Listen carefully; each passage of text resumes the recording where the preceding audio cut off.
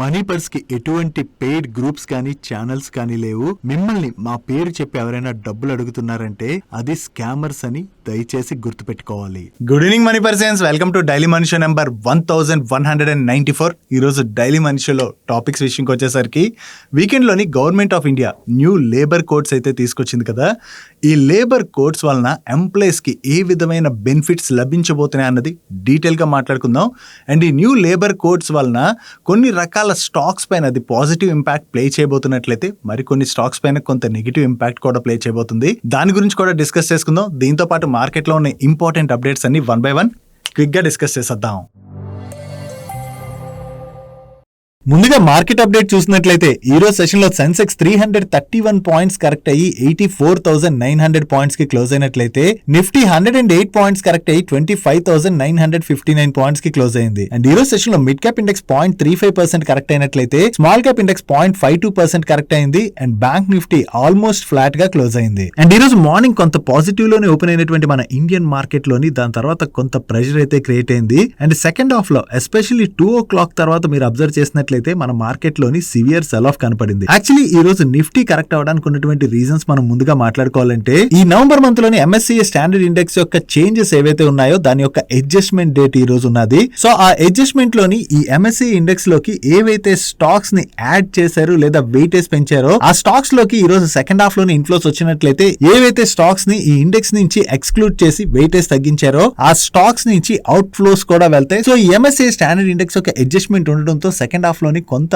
Market లోని ఆ pressure అయితే కనపడింది. దీంతో పాటుగా మనకి లాస్ట్ ఫ్యూ డేస్ గా మీరు అబ్జర్వ్ చేస్తున్నట్లయితే కొంతవరకు మార్కెట్ స్లైట్ గా పాజిటివ్ గా రియాక్ట్ అవుతున్నా కూడా mid and small cap space లోని సివియర్ సెల్ ఆఫ్ అన్నది చూస్తానే వస్తున్నాం కదా. ఒకటి మన ఇండియన్ మార్కెట్ అనే కాదు, most of the global markets లో కూడా ఇటువంటి సినారియో లాస్ట్ ఫ్యూ డేస్ గా కనపడుతున్నది. కంటిన్యూస్ గా ప్రాఫిట్ బుకింగ్ అయితే కనపడుతుంది. సో ఆ గ్లోబల్ మార్కెట్స్ లో కనపడుతున్నటువంటి ప్రెషర్ ఏదైతే ఉందో దాని వల్ల కూడా మన ఇండియన్ మార్కెట్ లో కొంత ప్రెషర్ అయితే క్రియేట్ అయింది. వీటితో పాటుగా డాలర్ కి అగైనెస్ట్ గా మన ఇండియన్ రూపీ కూడా కంటిన్యూస్ గా పడుతూనే వస్తున్నది కదా. ఈ రోజు కొంతవరకు రికవర్ అయినా కూడా స్టిల్ డాలర్ కి అగైనెస్ట్ గా మన ఇండియన్ రూపీ చూసినట్లయితే ఆల్మోస్ట్ 90 కి దగ్గరలో అయితే టచ్ అవుతుంది. సో మన రూపీలో కూడా కంటిన్యూస్ గా ఏదైతే వీక్నెస్ కనపడుతున్నదో అది కూడా మార్కెట్ మీద అయితే ప్రెషర్ క్రియేట్ చేస్తుంది. సో ఇటువంటి వేరియస్ సినారియోస్ తోనే మార్నింగ్ మార్కెట్ కొంత పాజిటివ్ గా ఓపెన్ అయినా కూడా దాని తర్వాత కొంత ప్రాఫిట్ బుకింగ్ కనపడింది. అండ్ వీటన్నిటితో పాటు రేపు ఎక్స్పైరీ కూడా ఉన్నది కదా, మైట్ బి దాని వలన కూడా ఈ రోజు కొంత ప్రాఫిట్ బుకింగ్ అనేది కనపడి ఉండొచ్చు. వీటితో పాటుగా గ్లోబల్ మార్కెట్స్ రిలేటెడ్ గా ఒక పాజిటివ్ న్యూస్ కూడా కనపడుతున్నది.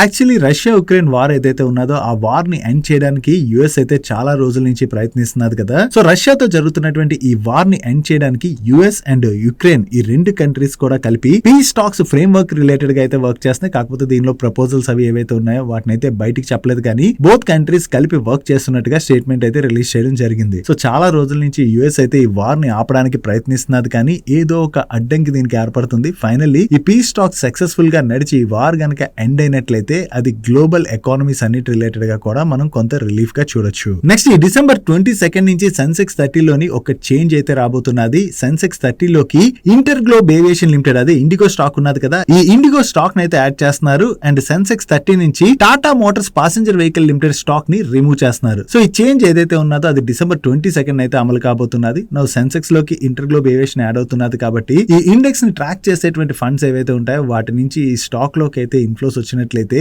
ఈ ఇండెక్స్ నుంచి ఎగ్జిట్ అవుతున్నటువంటి Tata Motors passenger vehicle stock నుంచి అయితే అవుట్ ఫ్లోస్ వెళ్ళనున్నాయి. వీటితో పాటు BSE కి చెందినటువంటి వేరియస్ ఇండెక్సెస్ లోని కొన్ని చేంజెస్ అయితే ఉన్నాయి. ఏ ఇండెక్సెస్ లోకి ఏ స్టాక్స్ ని యాడ్ చేశారు అండ్ ఏ స్టాక్స్ ని రిమూవ్ చేస్తున్నారు అన్నది మీరు ఇక్కడ స్క్రీన్ పై చూడొచ్చు. డైలీ మార్కెట్ లో వచ్చేటువంటి ఇటువంటి ఇంపార్టెంట్ ఇన్ఫర్మేషన్ ని మీతో డీటెయిల్ గా షేర్ చేయడానికి మన టీం పెడుతున్నటువంటి ఎఫర్ట్స్ గనక వీడియో చూస్తున్న ఏ పాయింట్ ఆఫ్ టైం లో అయినా మీకు హెల్ప్ఫుల్ అయినట్లయితే మేము మిమ్మల్ని అడిగేదోటే మన వీడియోని మర్చిపోకుండా లైక్ చేయడానికి ప్రయత్నించండి. నెక్స్ట్ ఈ వీకెండ్ లోని government of India new labour codes అయితే ఇంప్లిమెంట్ చేయబోతున్నట్టుగా అనౌన్స్ చేసింది కదా. ఈ లేబర్ కోడ్స్ ఏవైతే ఉన్నాయో వాటి వలన ఎంప్లాయీస్ కి ఎటువంటి బెనిఫిట్స్ రాబోతున్నాయి అనేది ఇప్పుడు మనం మాట్లాడుకుందాం. వీటితో పాటు లిస్టెడ్ స్పేస్ లోని కొన్ని స్టాక్స్ పైన దీని యొక్క ఇంపాక్ట్ అయితే ఉండబోతుంది. అంటే positive and negative both impacts అయితే ఉండబోతున్నాయి. వాటి గురించి కూడా మనం ఇప్పుడు డీటెయిల్ గా మాట్లాడుకుందాం. ముందుగా గవర్నమెంట్ అనౌన్స్ చేసినటువంటి ఈ న్యూ లేబర్ కోడ్స్ ఏవైతే ఉన్నాయో ఇవి నవంబర్ 21 నుంచి అమల్లోకి వస్తున్నాయి. దీనిలో మెయిన్లీ మనం చూడాలంటే ప్రీవియస్ గా మనకి ఏదైనా ఆర్గనైజేషన్ జాబ్ ఇచ్చినప్పుడు అన్ని కంపెనీస్ కూడా అపాయింట్మెంట్ లెటర్ అయితే ఖచ్చితంగా ఇవ్వాలని చెప్పి రూల్ అయితే లేదు. బట్ ఇక్కడ నుంచి కంపెనీస్ ఖచ్చితంగా అపాయింట్మెంట్ లెటర్ అయితే ఇష్యూ చేయాలి. అండ్ దీంతో పాటుగా గవర్నమెంట్ ఆఫ్ ఇండియా ఫిక్స్ చేసినటువంటి మినిమం వేజ్ పేమెంట్ అయితే ఇవ్వాల్సి ఉంటుంది. అండ్ అంతే కాకుండా ఎంప్లాయీస్ కి ఖచ్చితంగా టైమ్లీ సాలరీస్ అయితే రిలీజ్ చేయవలసి ఉంటుంది. ఎవ్రీ మంత్ 7th ఏదైతే డేట్ ఉంటుందో ఆ 7th కల్లా కూడా సాలరీస్ అయితే రిలీజ్ చేయాలి. ఒకవేళ దానికన్నా కూడా డిలే అయినట్లయితే గవర్నమెంట్ అటువంటి కంపెనీస్ పైన యాక్షన్ తీసుకునేటువంటి అవకాశం ఉంది. వీటితో పాటుగా ఫిక్స్డ్ టర్మ్ ఎంప్లాయీస్ ఎవరైతే ఉంటారో వాళ్ళకి ప్రీవియస్ గా గ్రాట్యుటీ రావాలంటే మినిమం 5 years అయితే పనిచేయవలసి వచ్చేది కదా. కానీ ఇకపైన జస్ట్ 1 year పనిచేసినట్లయితే వాళ్ళు గ్రాట్యుటీ పొందడానికి అయితే ఎలిజిబుల్. దీంతో పాటుగా ఒక ఎంప్లాయీ యొక్క weekly working hours minimum 48 hours అయితే ఉంటుంది. ఈ 48 hours కన్నా కూడా ఒకవేళ ఎవరైనా ఎక్స్ట్రా అవర్స్ కనుక వర్క్ చేశారనుకోండి వాళ్ళకి కంపెనీ ఏవైతే వేజెస్ పే చేస్తుందో ఆ వేజెస్ కన్నా కూడా డబుల్ వేజ్ పే చేయవలసి ఉంటుంది. అండ్ అంతేకాకుండా ఏదైనా కంపెనీలోని ఎంప్లాయీస్ 40 years పైబడినటువంటి ఎంప్లాయీస్ ఉన్నారనుకోండి వాళ్ళకి annually health checkups related benefits కూడా ప్రొవైడ్ చేయవలసి ఉంటుంది. వీటితో పాటుగా ఉమెన్స్ రిలేటెడ్ గా కూడా కొన్ని చేంజెస్ తీసుకొచ్చారు. ప్రీవియస్ గా ఉమెన్స్ కి కొన్ని సెక్టర్స్ లోని నైట్ షిఫ్ట్స్ అయితే ఉండేవి కాదు కదా, కానీ ఇప్పుడు నైట్ షిఫ్ట్స్ ని కూడా అలో చేస్తున్నారు. సో ఈ నైట్ షిఫ్ట్స్ ఏ కాకుండా ఉమెన్ కి మెన్స్ తోని ఈక్వల్ గా పేమెంట్స్ అయితే చేయాలని చెప్పి రూల్ అయితే అమలు చేశారు. వీటితో పాటు గిగ్ వర్కర్స్ ఎవరైతే ఉంటారంటే స్విగ్గీ, జొమాటో ఇటువంటి వాటిలో వర్క్ చేసేటువంటి ఎంప్లాయీస్ ఉంటారు కదా వాళ్ళని కూడా ఈ లేబర్ కోడ్స్ లోకి తీసుకొచ్చారు. సో వీటిలో వర్క్ చేసేటువంటి ఎంప్లాయీస్ ఎవరైతే ఉంటారో వాళ్ళకి పిఎఫ్, ఈఎస్ఐసి ఇన్సూరెన్స్ తో పాటుగా సోషల్ సెక్యూరిటీ బెనిఫిట్స్ ని కూడా ప్రొవైడ్ చేయాలని చెప్పి కొత్త రూల్స్ ని అమలు చేయడం జరిగింది. సో గవర్నమెంట్ తీసుకొచ్చినటువంటి ఈ న్యూ లేబర్ కోడ్స్ ఏవైతే ఉన్నాయో వీటి వలన చాలా మంది ఎంప్లాయీస్ బెనిఫిట్ పొందబోతున్నారు. ఇంకా వీటిలో ఉన్నటువంటి మరికొన్ని రూల్స్ ఏవైతే ఉన్నాయో వీటి రిలేటెడ్ గా కంప్లీట్ గా చదువుకోవాలనుకున్నట్లయితే మీకు ఈ డాక్యుమెంట్ ఏదైతే ఉన్నదో ఈ డాక్యుమెంట్ ని ఈ రోజు మన టెలిగ్రామ్ ఛానల్ లోని వీడియో రిలీజ్ అవ్వక ముందు షేర్ చేస్తాను. మీరు అక్కడి నుంచి డౌన్లోడ్ చేసుకుని ఒకసారి కంప్లీట్ డాక్యుమెంట్ అయితే చూడొచ్చు. నో గవర్నమెంట్ తీసుకొచ్చినటువంటి ఈ మినిమం వేజెస్ రూల్స్ ఏవైతే ఉన్నాయో వీటి వలన ఏ కంపెనీస్ పైన ఎటువంటి ఇంపాక్ట్ ఉంటుందో మనం మాట్లాడుకోవాలంటే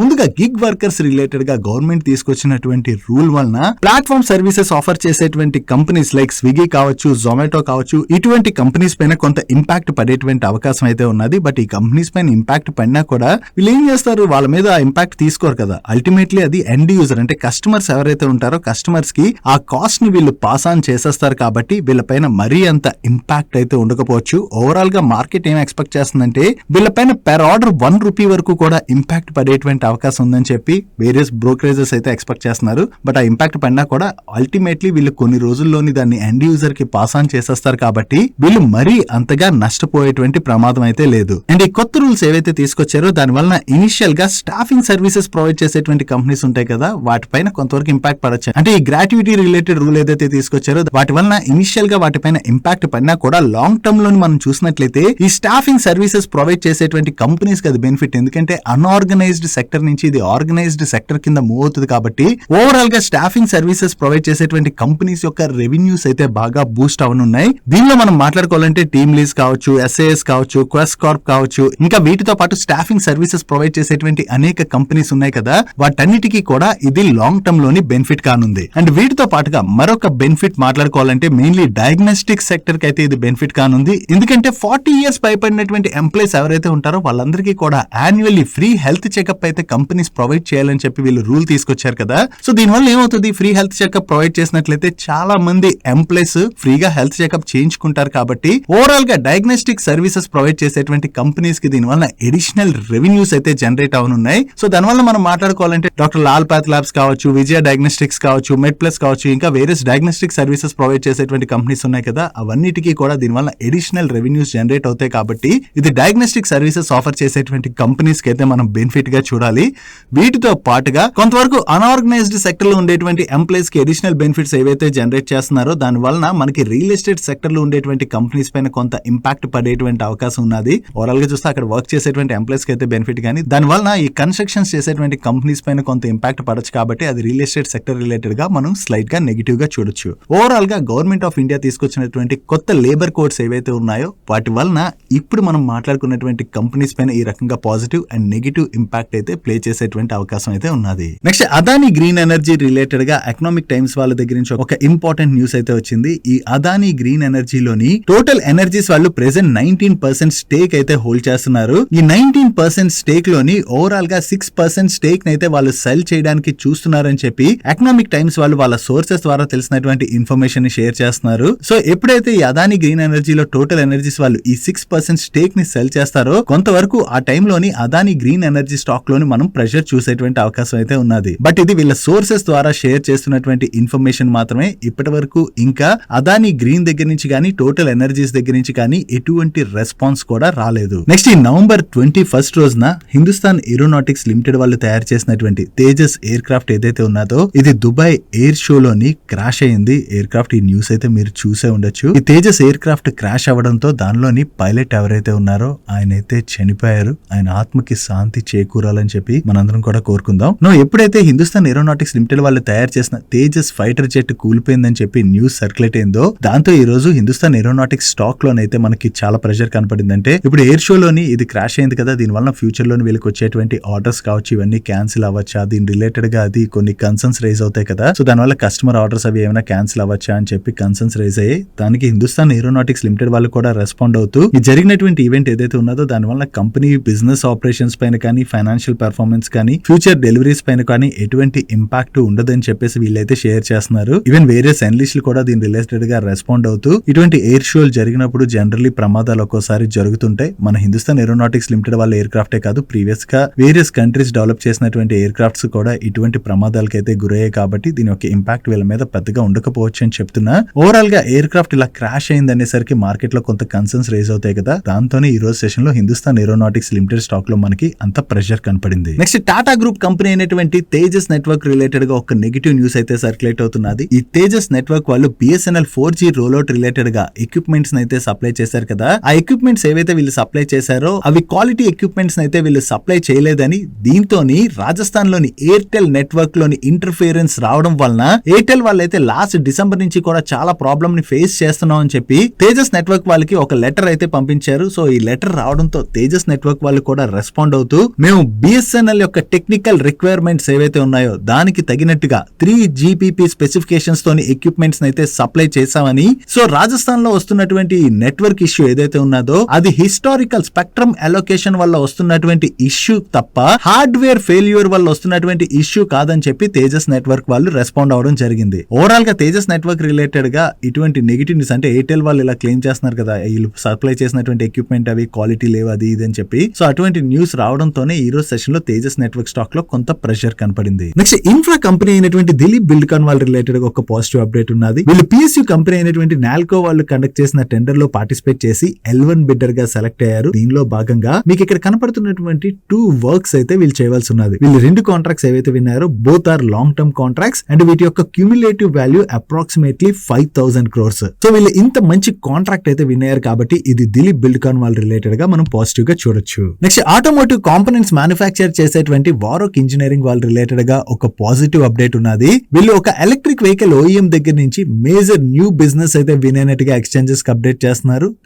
అండ్ వీళ్ళు విన్ అయినటువంటి contract long term contract and ఈ కాంట్రాక్ట్ లో భాగంగా వీళ్ళు ఈ ఎలక్ట్రిక్ వెహికల్ OEM కి ఈ పవర్ ట్రైన్ కాంపోనెంట్స్ ఉంటాయి కదా వీటి కోసం క్రిటికల్ హై వోల్టేజ్ ఎలక్ట్రానిక్స్ అయితే వీళ్ళు మ్యానుఫ్యాక్చర్ చేసి సప్లై చేయవలసి ఉన్నది. అండ్ వీటి యొక్క డెలివరీస్ 8 years స్పాన్ లో అయితే అవుతాయని చెప్పి వీళ్ళ మేనేజ్మెంట్ షేర్ చేస్తుంది. ఓవరాల్ గా ఇంత లాంగ్ టర్మ్ కాంట్రాక్ట్ ఏదైతే విన్నారో ఇది వారోక్ ఇంజనీరింగ్ వాళ్ళ రిలేటెడ్ గా మనం పాజిటివ్ గా చూడొచ్చు. Next renewable energy services provide చేసేటువంటి కంపెనీ అయిన ACME సోలార్ హోల్డింగ్స్ లిమిటెడ్ వాళ్ళ రిలేటెడ్ గా ఒక పాజిటివ్ అప్డేట్ ఉన్నది. వీళ్ళు REMC లిమిటెడ్ వాళ్ళు రెన్యూబుల్ ఎనర్జీ ప్రాజెక్ట్ రిలేటెడ్ గా ఏదైతే ఈ రివర్స్ ఆప్షన్ కండక్ట్ చేశారో దానిలోని 130 మెగావాట్ కాంట్రాక్ట్ అయితే వీళ్ళు విన్ అయ్యామని అండ్ ఈ LOA అయితే త్వరలోనే రిసీవ్ చేసుకుంటామని చెప్పి వీళ్ళు ఎక్స్చేంజెస్ కి అప్డేట్ చేయడం జరిగింది. సో ఈ 1000 మెగావాట్ రెన్యూబుల్ ఎనర్జీ ప్రాజెక్ట్ లోని వీళ్ళు 130 మెగావాట్ ఆర్డర్ ఏదైతే విన్నారో ఇది ACME సోలార్ వాళ్ళ రిలేటెడ్ గా మనం పాజిటివ్ గా చూడొచ్చు.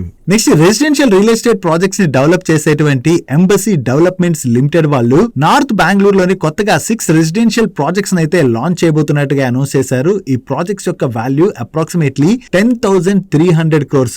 దీనిలోని ఓవరాల్ గా 800+ 2 BHK 3 BHK and 4 BHK apartments అయితే వీళ్ళు డెవలప్ చేయబోతున్నట్టుగా షేర్ చేస్తున్నారు. వీళ్ళు డెవలప్ చేయబోయేటువంటి ఈ ప్రాజెక్ట్స్ ని మీరు ఇక్కడ స్క్రీన్ పై చూడొచ్చు. ఓవరాల్ గా వీళ్ళు కొత్తగా డెవలప్ చేయబోయేటువంటి ఈ ప్రాజెక్ట్స్ కి కస్టమర్స్ దగ్గర నుంచి మంచి రెస్పాన్స్ వచ్చి సేల్స్ కనుక బాగా జరిగాయి అనుకోండి అది ఎంబసీ డెవలప్మెంట్స్ వాళ్ళకి పాజిటివ్ కానుంది. డైలీ మార్కెట్ లో వచ్చేటువంటి ఇటువంటి ఇంపార్టెంట్ అప్డేట్స్ ని మీతో డీటెయిల్ గా షేర్ చేయడానికి మన మనీ పర్స్ టీమ్ ఏవైతే ఎఫర్ట్స్ పెడుతుందో ఆ ఎఫర్ట్స్ కనుక మీకు హెల్ప్ఫుల్ అవుతున్నట్లయితే మన వీడియోని మర్చిపోకుండా లైక్ చేయడానికి ప్రయత్నించండి. నెక్స్ట్ 2 ఫార్మా కంపెనీస్ రిలేటెడ్గా నెగిటివ్ అప్డేట్స్ ఉన్నాయి. దీనిలో ముందుగా శిల్పా మెడికేర్ విషయంకి వచ్చేసరికి వీళ్ళకి చెందిన తెలంగాణ జడ్చర్ల మ్యానుఫ్యాక్చరింగ్ ఫెసిలిటీలోని నవంబర్ 21 వరకు 10 days పాటు USFDA ఇన్స్పెక్షన్ అయితే కండక్ట్ చేయడం జరిగింది. ఈ ఇన్స్పెక్షన్లో భాగంగా వీళ్ళకి ఫామ్ 483తో పాటు 8 అబ్జర్వేషన్స్ అయితే ఇష్యూ చేయడం జరిగింది.